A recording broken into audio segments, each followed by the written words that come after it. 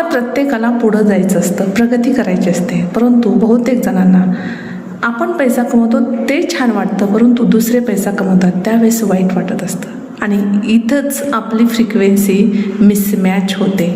आता हे vibration frequency काय आहे, व्हायब्रेशन कुठं राहतं, हे व्हायब्रेशन आपल्या बॉडीमध्येच असतं. विचारांनी आपली बॉडी व्हायब्रेट होते आणि त्या व्हायब्रेशनमधून एक फ्रिक्वेन्सी निर्माण होते आणि हीच फ्रिक्वेन्सी या विश्वाकडे जाते आणि विश्व त्यालाच रिप्लाय देत असतं. म्हणून आपण आपल्या ब्रेनला सतत स्टोरी सांगून ते व्हायब्रेशन निर्माण करत असतो आणि त्या स्टोरी 99% ह्या निगेटिव्ह असतात. जर तुम्ही सतत आपल्या ब्रेनशी बॉडीशी निगेटिव्ह बोलत असाल तर त्यावेळेस ती बॉडी तसंच रिप्लाय देत असते.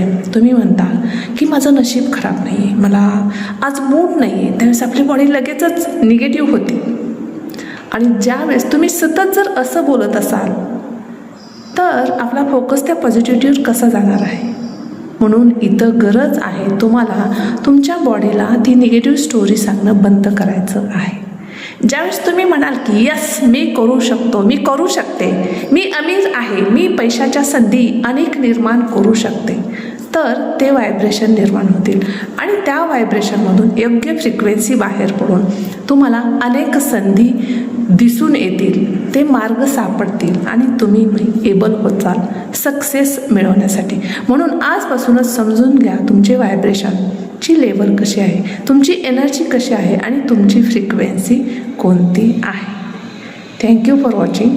अशा स्टेप बाय स्टेप छोट्याशा गायडन्ससाठी पेजला फॉलो करायला विसरू नका. थँक्यू.